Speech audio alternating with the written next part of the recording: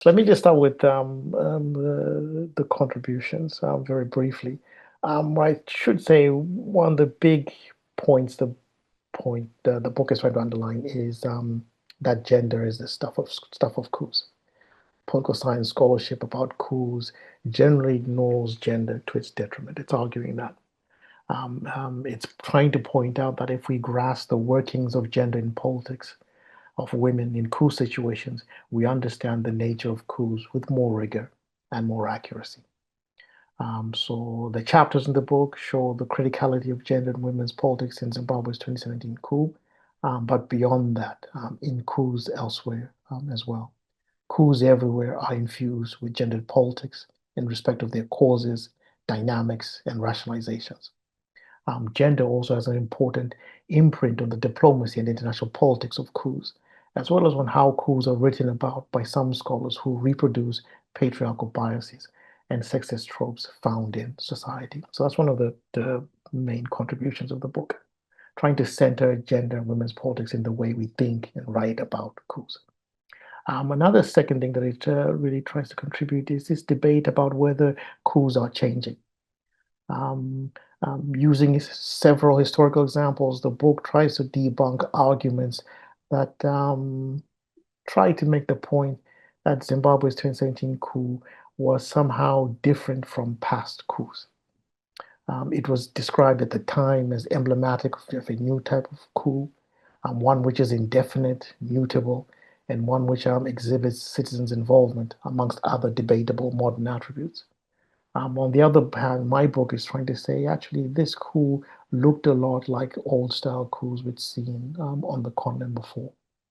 So it's trying to best contextualize, historicize this coup, and also underlining the fact that here the rich and instructive histories of coups in Africa, the continent that has witnessed the most amount of coups historically in the world, tends to be ignored. That actually, if we dive deep into the histories of these coups, the nature of them, we find that a lot of the coups we think of in the present is somehow unique, unusual, or shifting, have actually been seen before on the continent.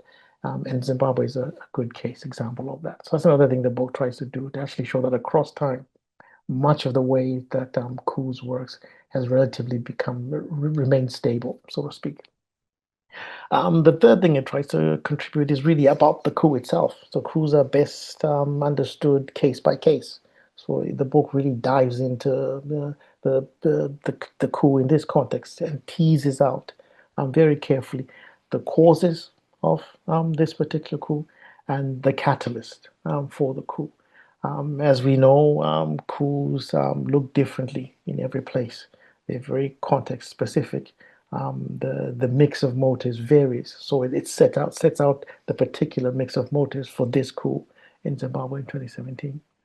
Then the fourth thing the book tries to do is to explain the responses of African, Western, and Chinese actors to the coup.